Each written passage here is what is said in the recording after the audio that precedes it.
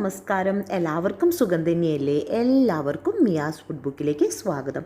ഇന്നൊരു പപ്സിൻ്റെ റെസിപ്പി ആയിട്ടാണ് കേട്ടോ വന്നിട്ടുള്ളത്. എഗ് പപ്സ് ആണ്. അപ്പോൾ പെട്ടെന്ന് തന്നെ നമുക്ക് സിമ്പിൾ മെത്തഡിലൂടെ എങ്ങനെ അടിപൊളി പപ്സ്, നല്ല ക്രിസ്പി ആയിട്ടുള്ള പപ്സ് വീട്ടിലുണ്ടാക്കിയെടുക്കാം എന്നാണ് ഇന്നത്തെ വീഡിയോയിൽ പറയുന്നത്. അപ്പോൾ വീഡിയോ ഫുള്ളായി കണ്ടതിന് ശേഷം നിങ്ങൾക്ക് വീഡിയോ ഇഷ്ടപ്പെടുകയാണെന്നുണ്ടെങ്കിൽ ഫാമിലിക്കും ഫ്രണ്ട്സിനൊക്കെ ഒന്ന് ഷെയർ ചെയ്ത് കൊടുക്കണം.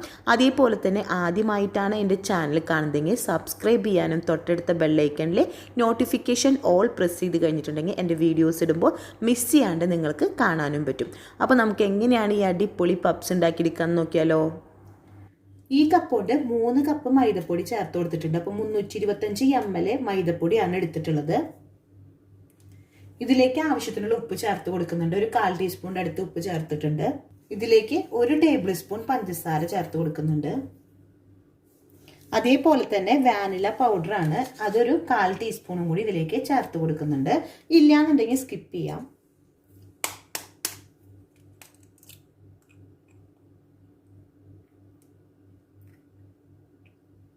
കുറച്ച് ക്വാണ്ടിറ്റി ആയി കാരണം ഒരു പകുതി മുട്ട മതി. അപ്പോൾ കോഴിമുട്ടയുടെ വെള്ളം മാത്രമാണ് ഞാൻ ഇതിലേക്ക് ചേർത്ത് കൊടുക്കാൻ പോകുന്നത്. ഇതൊന്ന് കുഴച്ചെടുക്കാം. എല്ലാം കൂടി ചേർത്തിട്ട് ആദ്യം തന്നെ ഒന്ന് കുഴച്ചെടുക്കട്ടെ. കോഴിമുട്ടയും ഉപ്പും പഞ്ചസാരയും വാനില പൗഡറും ഒക്കെ എല്ലാ സൈഡിലേക്ക് ആവുന്ന തരത്തിലൊന്ന് മിക്സ് ചെയ്ത് കൊടുത്തതിന് ശേഷം ഇതിലേക്ക് 1 കപ്പ് വെള്ളം എടുത്തിട്ടുണ്ട്. സാധാ റൂം ടെമ്പറേച്ചറിലുള്ള വെള്ളമാണ്. അതിൽ നിന്ന് കുറേശ്ശെ ഒഴിച്ചിട്ട് നന്നായിട്ടൊന്ന് കുഴച്ചെടുക്കാം. നമ്മൾ ചപ്പാത്തി മാവൊക്കെ കുഴക്കുന്ന പോലെ തന്നെ നല്ല സോഫ്റ്റായിട്ട് വേണം ഇതൊന്ന് കുഴച്ചെടുക്കാൻ വേണ്ടിയിട്ട്. കുഴച്ചെടുത്ത് ഇതിലേക്ക് 1 ടേബിൾ സ്പൂൺ ഗീ ആദ്യം ചേർത്ത് കൊടുത്തിട്ടുണ്ട്. ഒന്നും കൂടിയും കുഴച്ചെടുക്കുകയാണ്. വീണ്ടും 1 ടേബിൾ സ്പൂൺ നെയ്യും കൂടിയും ചേർത്ത് കൊടുത്തിട്ടുണ്ട്. അതുപോലെ തന്നെ ഒരു 5-8 മിനിറ്റ് നന്നായിട്ട് തന്നെ കുഴച്ചെടുക്കുന്നുണ്ട്. നല്ല സോഫ്റ്റ് ആയിട്ട് തന്നെ ഞാനിവിടെ കുഴച്ചെടുത്തിട്ടുണ്ട്. നമുക്ക് കാണുമ്പോഴും അറിയാൻ പറ്റുന്നുണ്ടാവും നല്ല സോഫ്റ്റാണ്. അപ്പോൾ ഇതുപോലെ നല്ല ടൈറ്റായി പോവാണ്ട് ഇതേപോലെ തന്നെ കുറച്ച് സോഫ്റ്റായിട്ട് വേണം നമ്മളൊന്ന് കുഴച്ചെടുക്കാൻ വേണ്ടിയിട്ട്. അപ്പോൾ നിങ്ങൾക്ക് വേണമെന്നുണ്ടെങ്കിൽ 1 മണിക്കൂറൊക്കെ വേണമെങ്കിൽ റെസ്റ്റ് ചെയ്യാൻ വെക്കാം. ഞാൻ റെസ്റ്റ് ചെയ്യാൻ വെക്കാറില്ല. ഇത് ഡയറക്റ്റായിട്ട് പരത്തിയെടുക്കാൻ പോവാണ്. പപ്സിൻ്റെ ഇടയിൽ വെക്കാൻ വേണ്ടിയിട്ട് മാർഗരീൻ ആണ് ഇപ്രാവശ്യം ഞാൻ എടുത്തിട്ടുള്ളത്.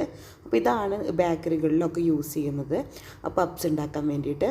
അപ്പോൾ ഇത് നമ്മുടെ സൂപ്പർ മാർക്കറ്റിലൊക്കെ ഡെയിലി സെക്ഷനിൽ അവൈലബിൾ ആണ്. അപ്പോൾ ഇത് കിട്ടുകയാണെന്നുണ്ടെങ്കിൽ ഇത് വെച്ചിട്ട് തന്നെ ഉണ്ടാക്കി നോക്കുക. കൂടുതൽ ക്വാണ്ടിറ്റി ഉണ്ടാക്കുന്നുണ്ടെന്നുണ്ടെങ്കിൽ ഇതുപോലെ പരത്തിയെടുക്കാൻ വേണ്ടിയിട്ട് ഇത് ഹാഫാക്കാം. ഇപ്പോൾ നമ്മളൊരു 1.5 കപ്പൊക്കെ എന്ന് പറയുമ്പോൾ നമുക്ക് ഇതുപോലത്തെ ഒരു വലിയൊരു ഷീറ്റ് ഉണ്ടെന്നുണ്ടെങ്കിൽ നമുക്ക് പരത്തി കൊടുക്കാവുന്നതേ ഉള്ളൂ. അപ്പോൾ ഞാനിത് ആദ്യം തന്നെ ഒന്ന് പരത്തിയെടുക്കട്ടെ. നന്നായിട്ട് ഓവറായിട്ട് പരത്തി കൊടുക്കേണ്ട ആവശ്യമൊന്നുമില്ല. ഞാനിപ്പോൾ ഒരു ചെറുതായിട്ടൊരു ചതുരത്തിലൊന്ന് പരത്തിയെടുത്തേക്കാണ്. ഇതിൻ്റെ മുകളിലേക്ക് നമുക്ക് ഇത് തേച്ച് കൊടുക്കാം. ഇതാണ് ഇവിടെയൊക്കെ ബേക്കറികളിലൊക്കെ യൂസ് ചെയ്യുന്നത്.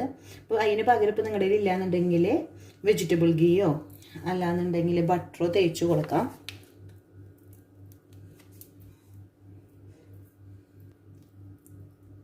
നന്നായിട്ട് തന്നെ ഒന്ന് തേച്ചെടുത്തിട്ടുണ്ട്.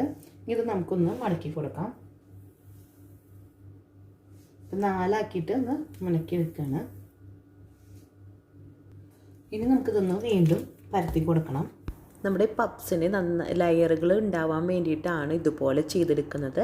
ഇത് നമ്മൾ സ്കിപ്പ് ചെയ്യാണ്ട് തന്നെ ചെയ്യണം. ആദ്യം തന്നെ നമ്മൾ നെയ്യ് പരട്ടിയിട്ട് ഒന്ന് 4 ആക്കി മടക്കിയെടുത്തു. അതുപോലെ തന്നെ വീണ്ടും പരത്തിയെടുത്തിട്ട് വീണ്ടും മടക്കിയെടുക്കുകയാണ്. ഇതിലാണ് ഈ പപ്സിൻ്റെ ഈ ക്രിസ്പിനെസ്സും അതുപോലെ തന്നെ ലെയറായിട്ട് തിരിയുന്നതൊക്കെ. അപ്പോൾ ഈ ഷീറ്റ് ഫുള്ളായിട്ട് തന്നെ ഞാൻ പരത്തിയെടുത്തിട്ടുണ്ടെങ്കിൽ ഇതിൻ്റെ മുകളിലേക്ക് നമ്മൾ നേരത്തെ തേച്ച പോലെ തന്നെ വീണ്ടും തേച്ച് കൊടുക്കുകയാണ്. അപ്പോൾ ഇതുപോലെ തേച്ച് കൊടുക്കുമ്പോൾ എന്ന് വെച്ചിട്ടുണ്ടെങ്കിൽ നന്നായിട്ടൊന്ന് ലെയർ തിരിഞ്ഞിട്ട് കിട്ടാൻ വേണ്ടിയിട്ടാണ് ഇതേപോലെ നന്നായിട്ടൊന്ന് തേച്ച് കൊടുക്കുന്നത്. എല്ലാ സൈഡിലേക്കും ഗീ ഒന്ന് തേച്ച് കൊടുത്തിട്ടുണ്ട്. ഇനി നമുക്കിതൊന്ന് മടക്കിയെടുക്കാൻ പോവാണ്. അപ്പോൾ ഞാൻ സാരി ഫോൾഡിങ് ആണ് ചെയ്തെടുക്കുന്നത്. അപ്പോൾ കുറേശ്ശായിട്ട് ഇങ്ങനെ ഒരു കഷ്ണം മടക്കി കഴിഞ്ഞിട്ട് അതിൻ്റെ മുകളിലേക്ക് ഇങ്ങനെ മടക്കുമ്പോൾ കുറേ ലെയറായിട്ട് തിരിയും ചെയ്യും. നമുക്ക് പെട്ടെന്ന് തന്നെ പണി കഴിയും ചെയ്യും.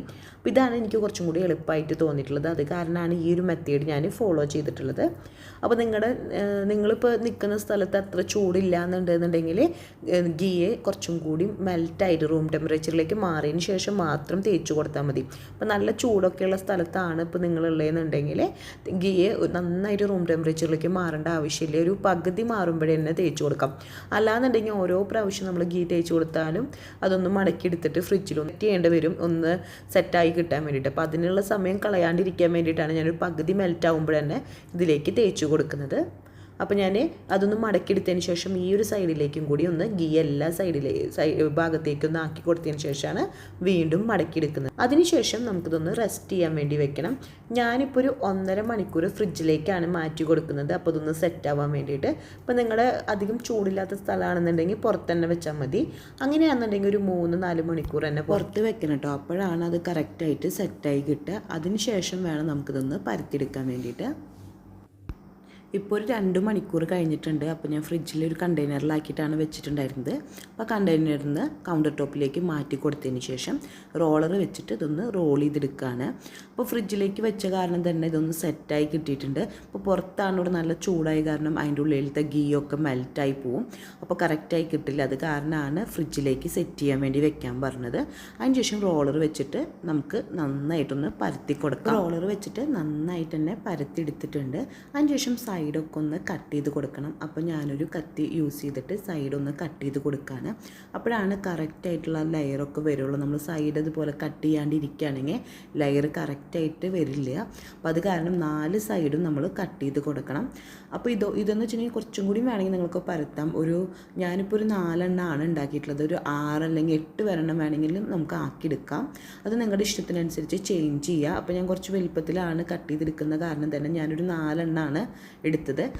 കട്ട് ചെയ്തെടുത്തിട്ടുള്ള സൈഡൊന്നും കളയേണ്ട ആവശ്യമില്ല. അതൊന്നും ചെറുതായിട്ടൊന്ന് റോൾ ചെയ്ത് കൊടുത്തിട്ട് നമ്മൾ ബേക്ക് ചെയ്യുമ്പോൾ ഒരുമിച്ച് ബേക്ക് ചെയ്യുകയാണെന്നുണ്ടെങ്കിൽ നന്നായിട്ട് തന്നെ കിട്ടും. നമുക്ക് സ്വീറ്റ് പൊറാട്ടയൊക്കെ നമ്മൾ പണ്ട് കഴിക്കാറില്ല, അതിൻ്റെ ഒരു ടേസ്റ്റ് കിട്ടും. കുറച്ച് ഷുഗർ കൂടുതൽ ചേർത്ത് കഴിഞ്ഞിട്ടുണ്ടെങ്കിൽ ആ സ്വീറ്റ് പൊറാട്ടയുടെ ഒരു ടേസ്റ്റ് ഉണ്ടാവും. റോൾ ചെയ്ത് കൊടുക്കുകയാണ്. അപ്പോൾ കട്ട് ചെയ്തിട്ടുള്ള ഭാഗമല്ലേ, ആ ഭാഗമാണ് മുകളിലേക്ക് വെക്കുന്നത്. മറ്റേത് താഴേക്കാക്കിയിട്ട് വെച്ചിട്ട് ഞാനൊന്ന് സൈഡിലേക്ക് നീക്കി വെക്കുന്നുണ്ട്. ഇപ്പം നമ്മുടെ ഷീറ്റ് റെഡി ആയിട്ടുണ്ട്. 4 സൈഡും കട്ട് ചെയ്തിട്ടുണ്ട്. അപ്പോൾ സൈഡിൽ കൂടെ നോക്കുകയാണെങ്കിൽ നമുക്ക് ലെയറൊക്കെ കറക്റ്റായിട്ട് തന്നെ കാണാൻ പറ്റും. അപ്പോൾ വലിപ്പം കുറച്ച് കുറവാണെന്ന് തോന്നുകയാണെങ്കിൽ ഒന്ന് ജസ്റ്റ് ഒന്ന് റോളറൊന്ന് വെച്ച് കൊടുത്തതിന് ശേഷം അത് 4 ആക്കിയിട്ടാണ് ഞാൻ കട്ട് ചെയ്തെടുക്കുന്നത്. അപ്പോൾ ഓൾറെഡി പറഞ്ഞിട്ടുണ്ട് 6 പീസോ അല്ലാന്നുണ്ടെങ്കിൽ 8 പീസ് വരെ ആക്കാം. അങ്ങനെയാണെങ്കിൽ കുറച്ചും കൂടി ആദ്യമേ പരത്തുമ്പോൾ ഒന്നും കൂടി പരത്തെടുത്താൽ മതി. അതിനുശേഷം ഇതൊന്ന് കത്തി വെച്ചിട്ടൊന്ന് കട്ട് ചെയ്ത് കൊടുക്കുകയാണ്. കട്ട് ചെയ്തതിൽ നിന്ന് ഒരു പീസ് എടുക്കുകയാണ്. അപ്പോൾ ഈ സൈഡ് കാണുമ്പോൾ നിങ്ങൾക്ക് മനസ്സിലാവുന്നുണ്ടാവും എത്ര ലെയറുകൾ വന്നിട്ടുണ്ട്. അതേപോലെ തന്നെ കനവും നിങ്ങൾക്ക് കാണുന്നുണ്ടാവും. ഇതിനെക്കാട്ടും കുറച്ചും കൂടി കനം കുറഞ്ഞാലും കുഴപ്പമില്ല. അതാണ് ഞാൻ പറഞ്ഞത്, ഒരു 6 to 8 പീസ് വരയ്ക്ക് നിങ്ങൾ പരത്തി കൊടുക്കാം. അപ്പോൾ എനിക്ക് കുറച്ചും കൂടി നല്ലതായി തോന്നുന്നു. അപ്പോൾ അത് നിങ്ങൾ എന്തായാലും ഒന്ന് പ്രത്യേകം ശ്രദ്ധിക്കണം. എഗ്ഗ് പപ്സാണ് ഇപ്രാവശ്യം ഉണ്ടാക്കിയിരിക്കുന്ന കാരണം തന്നെ ആദ്യം തന്നെ സവോളയുടെ ഒരു മസാലയും അതിൻ്റെ മുകളിലേക്ക് കോഴിമുട്ട പുഴുങ്ങിയിട്ട് ഒരു പകുതി പീസുമാണ് വെച്ച് കൊടുക്കുന്നത്. ചീനച്ചട്ടി ചൂടായി വന്നപ്പോൾ അതിലേക്ക് 1 ടീസ്പൂൺ വെളിച്ചെണ്ണ ഒഴിച്ചു. വെളിച്ചെണ്ണയിലേക്ക് ഒരു 3 അല്ലി വെളുത്തുള്ളിയും അതുപോലെ തന്നെ ഒരു കുഞ്ഞു കഷ്ണം ഇഞ്ചിയും കൂടിയിട്ട് ചതച്ചെടുത്തതാണ്. അതും കൂടി ചേർത്ത് കൊടുക്കുകയാണ്. അതും കൂടി ഇട്ടെടുത്തതിന് ശേഷം ഇതിലേക്ക് 1 സവോള 1.5 സവോള, അത് നമ്മുടെ മസാലയുടെ അളവിനനുസരിച്ച് കൂട്ടോ കുറയ്ക്കോ ചെയ്യാം. അതും കൂടി ഇട്ടെടുത്തതിന് ശേഷം ഒന്ന് ഇളക്കി കൊടുക്കുകയാണ്. ഇതിലേക്ക് ആവശ്യത്തിനുള്ള ഉപ്പും പൊടി അതുപോലെ തന്നെ കുറച്ച് മഞ്ഞൾപ്പൊടി ചേർത്ത് കൊടുക്കുന്നുണ്ട്. കുരുമുളകും പെരിഞ്ചീരകവും കൂടിയിട്ട് ചതച്ചെടുത്തത് ഒരു 1/2 ടീസ്പൂൺ ചേർത്ത് കൊടുക്കുന്നുണ്ട്. പിന്നെ വേണമെന്നുണ്ടെങ്കിൽ മല്ലിപ്പൊടിയും കൂടി ഒരു 1/4 ടീസ്പൂൺ ചേർത്ത് കൊടുക്കാം. അതിനുശേഷം ഒരു ലോ ഫ്ലെയിമിലിട്ടിട്ട് അതൊന്ന് ഒരു ജ്യൂസി പോലെ ആവുന്ന വരയ്ക്കൊന്ന് നമ്മൾ ഇളക്കി കൊടുത്താൽ മതി. നന്നായി ഓവറായിട്ട് വാടിപ്പോകേണ്ട ആവശ്യമില്ല. അതിനുശേഷം സ്റ്റവ് ഓഫ് ചെയ്ത് കൊടുക്കാം. ഈ ഫില്ലിങ്ങിനുള്ള മസാല നമുക്ക് നേരത്തെ തന്നെ നമ്മൾ റെസ്റ്റ് ചെയ്യാൻ വെക്കുന്നില്ലേ, ആ ഒരു ടൈമിൽ തന്നെ ഉണ്ടാക്കിയെടുക്കുകയെന്നുണ്ടെങ്കിൽ ഇപ്പോൾ ചൂടാറി വന്നിട്ടുണ്ടാവും. അതേപോലെ തന്നെ 2 കോഴിമുട്ടയും കൂടിയും പുഴുങ്ങിയെടുത്തിട്ടുണ്ട് ഇതിൻ്റെ മുകളിലേക്ക് വെക്കാൻ വേണ്ടിയിട്ട്. അപ്പോൾ അതൊരു പകുതിയാക്കിയിട്ടാണ് വെച്ച് കൊടുക്കുന്നത്. അപ്പോൾ ആദ്യം തന്നെ നമുക്ക് ഓപ്പോസിറ്റായിട്ടാണ് മടക്കിയെടുക്കേണ്ടത്. അപ്പോൾ അത് ജോയിൻ ചെയ്യാൻ വേണ്ടിയിട്ട് അത് ഒട്ടുന്നില്ല എന്നുണ്ടെങ്കിൽ കുറച്ച് വെള്ളം കൂടി വെച്ചിട്ട് വേണം ഒന്ന് ജോയിൻ ചെയ്തെടുക്കാൻ വേണ്ടിയിട്ട്. ഇതേപോലെ തന്നെ മറ്റ് ഓപ്പോസിറ്റ് സൈഡും ഇതേപോലെ തന്നെ ഒട്ടിച്ചെടുക്കാം. കുറച്ച് പേരൊക്കെ ഉണ്ടാക്കുമ്പോൾ എന്ന് വെച്ചിട്ടുണ്ടെങ്കിൽ മുകളിലത്തെ ഭാഗം ഇങ്ങനെ തുറന്ന് വരാറുണ്ട്. അങ്ങനെ വരുന്നവർക്കാണെന്നുണ്ടെങ്കിൽ അതിൻ്റെ മുകളിലൊരു ടൂത്ത് പിക്ക് ഒട്ടിച്ച് ഒന്ന് പ്രസ് ചെയ്ത് കൊടുക്കുക. അല്ലാന്നുണ്ടെങ്കിൽ ഒരു ഈർക്കിളി ആയാലും ഒന്ന് പ്രസ് ചെയ്ത് കൊടുത്തതിന് ശേഷം ബേക്ക് ചെയ്തതിന് ശേഷം അത് മാറ്റിയെടുക്കുകയാണെന്നുണ്ടെങ്കിൽ പപ്സ് നമ്മുടെ കറക്റ്റ് ഷേപ്പിൽ തന്നെ നിൽക്കും, അത് അടർന്ന് പോരില്ല. അപ്പോൾ അതൊന്നും നിങ്ങളൊന്ന് ശ്രദ്ധിച്ചാൽ മതി. അങ്ങനെയുള്ളവർ എല്ലാതും മടക്കിയെടുത്തിട്ടുണ്ട്. ഞാനൊരു ബേക്കിംഗ് ട്രൈയിലേക്ക് മാറ്റിയിട്ടുണ്ട്. അപ്പോൾ ആദ്യം തന്നെ ബേക്കിംഗ് ട്രൈയിലേക്ക് ഫോയിൽ പേപ്പർ വെച്ചതിന് ശേഷം കുറച്ച് ഓയിലൊന്ന് ഗ്രീസ് ചെയ്ത് കൊടുത്തതിന് ശേഷമാണ് ഓരോ പപ്സും ഇതിൻ്റെ മുകളിലേക്ക് വെച്ച് കൊടുത്തിട്ടുള്ളത്. അതുപോലെ തന്നെ കട്ട് ചെയ്തത് നമ്മൾ റോൾ ചെയ്തെടുത്തതും വെച്ച് കൊടുത്തിട്ടുണ്ട്. ഇതിൻ്റെ മുകളിലേക്ക് കോഴിമുട്ട ബീറ്റ് ചെയ്തതൊന്ന് ബ്രഷ് ചെയ്ത് കൊടുക്കുകയാണ്. അപ്പോൾ ഇതുപോലെ ബ്രഷ് ചെയ്ത് കൊടുക്കുമ്പോഴാണ് ആ ഒരു കളറും നമ്മൾ പപ്സിൻ്റെ ഒരു കളർ വരാനും ക്രിസ്പിനെസ്സും ഒക്കെ വരുന്നത്. അപ്പോൾ ഇതെന്തായാലും ചെയ്തെടുക്കണം. അപ്പോൾ എല്ലാ പപ്സിൻ്റെ മുകളിലേക്കും ഞാൻ ഇതേപോലെ തന്നെ ഒന്ന് എഗ് വാഷ് ചെയ്തെടുക്കട്ടെ. ഞാൻ ഇപ്രാവശ്യം ഗ്യാസ് ഓവനിലാണ് ഉണ്ടാക്കിയെടുക്കുന്നത്. അതിന് വേണ്ടിയിട്ട് ഒരു 5 മിനിറ്റ് ഓവൻ പ്രീഹീറ്റ് ചെയ്തെടുത്തിട്ടുണ്ടായിരുന്നു ഒരു മീഡിയം ഫ്ലെയിമിൽ. അതിനുശേഷം നമ്മുടെ ട്രേ അതിലേക്ക് വെച്ച് കൊടുക്കുകയാണ്. ഇതിന് പകരമായിട്ട് സ്റ്റൗ ടോപ്പിലും ഉണ്ടാക്കിയെടുക്കാം. അപ്പോൾ ഞാൻ ഓൾറെഡി കേക്കുകൾ അങ്ങനെ ഉണ്ടാക്കിയെടുക്കുന്നതിൻ്റെ ലിങ്ക് മുകളിൽ സജസ്റ്റ് ചെയ്ത് ചെയ്യാനും അതുപോലെ തന്നെ താഴെ ഡിസ്ക്രിപ്ഷൻ ബോക്സിൽ കൊടുക്കുകയും ചെയ്യാം. അപ്പോൾ നിങ്ങൾക്ക് ആവശ്യമുള്ളവർക്ക് അത് പോയി കാണാം. ഇപ്പോൾ ഒരു 30 മിനിറ്റ് കഴിഞ്ഞിട്ടുണ്ട് ഒരു മീഡിയം ഫ്ലെയിമിൽ വെച്ചിട്ട്. ഇപ്പോൾ നമ്മുടെ പപ്സൊക്കെ റെഡി ആയിട്ടുണ്ട്. ഞാൻ പപ്സ് ട്രേ പുറത്തേക്ക് മാറ്റി വയ്ക്കുകയാണ്. അപ്പോൾ ട്രേയിൽ നിന്ന് ഓരോ പപ്സ് എടുത്തിട്ട് ഞാനൊരു പ്ലേറ്റിലേക്ക് മാറ്റി കൊടുക്കുകയാണ്. അങ്ങനെ നമ്മുടെ അടിപൊളി പപ്സ് ഇതെവിടെ റെഡി ആയിട്ടുണ്ട്. അപ്പോൾ എല്ലാവരും ട്രൈ ചെയ്ത് നോക്കണം. അപ്പോൾ വീട്ടിൽ തന്നെ നമുക്ക് അടിപൊളി പപ്സ് ഉണ്ടാക്കിയെടുക്കാം. അപ്പോൾ നിങ്ങൾക്ക് മാർഗരീൻ കിട്ടിയില്ല എന്നുണ്ടെങ്കിൽ വെജിറ്റബിൾ ഗീ വെച്ചിട്ടോ അല്ലാന്നുണ്ടെങ്കിൽ ബട്ടർ വെച്ചിട്ടോ ഉണ്ടാക്കിയെടുക്കാം. അപ്പോഴും ഈ ഒരു ടേസ്റ്റ് കിട്ടുന്നുണ്ട്. ഞാൻ രണ്ടും വെച്ചിട്ട് ഞാൻ ട്രൈ ചെയ്ത് നോക്കിയിട്ടുണ്ടായിരുന്നു. പിന്നെ എല്ലാവർക്കും വീഡിയോ ഇഷ്ടമായി എന്ന് വിചാരിക്കുന്നു. അടുത്ത ദിവസം പുതിയ വെറൈറ്റി റെസിപ്പി ആയിട്ട് വീണ്ടും വരാം. Thanks for watching. ബൈ.